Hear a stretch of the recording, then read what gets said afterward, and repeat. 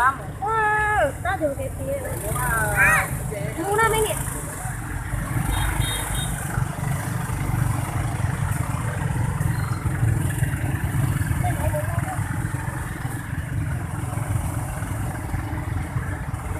Chị quê.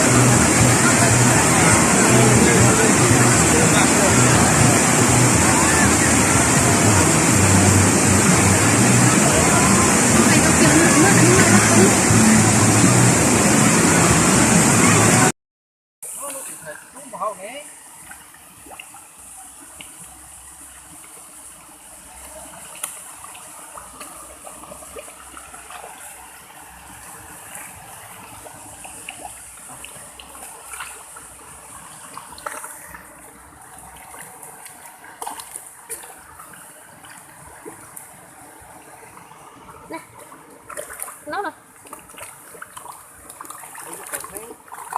Đừng có còn cái nào không? Cái nào gì mất được? Nó sang gan tay phố hậu nổi hả?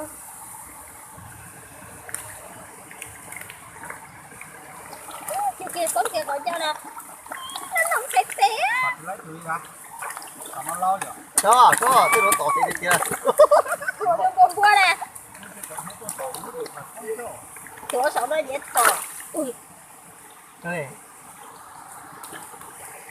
Làm gì hết rồi. Cái thở đấy rồi. Tôi lo là nó còn đang xe tê nè. Là cho ếch thịnh cơ mà.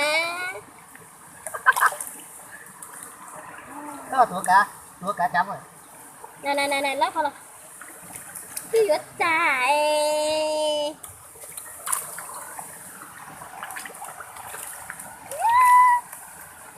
Có sao cú vào cái cua mà. Chưa à, tụi chuột rồi. Chuột cua. Chuột con cua nè, thì con lợn chuột cái dòng xe tê nè.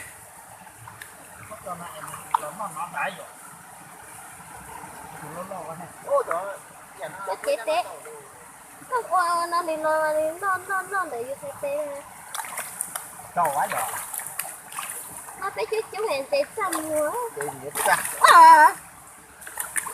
Thì nó mà xã là không để xe tê khác. Ủa thì nó cả gì? Cả mèo. Chưa, cái gì cơ?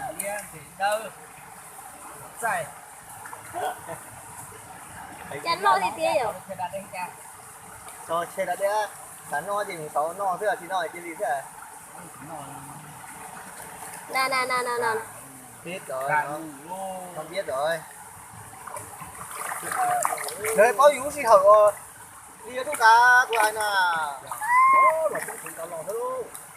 Điệu trường con sổ cá ơi. Điệu dạ tê nè. Dạ xe tê nè. Tôi lên rồi.